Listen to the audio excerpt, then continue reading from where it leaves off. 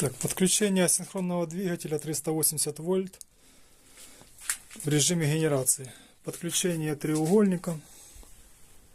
Потом можно попробовать звездой. 18 микрофарад конденсаторы. Сейчас будем пробовать его раскручивать. Он вначале ничего не покажет, а потом засветится вольтаж. Когда конденсаторы наберут емкость, держи, с этой стороны. Обороты двигателя 1500 оборотов. Дрель может выдавать до 2800. Чуть дальше дойди. Не подключил.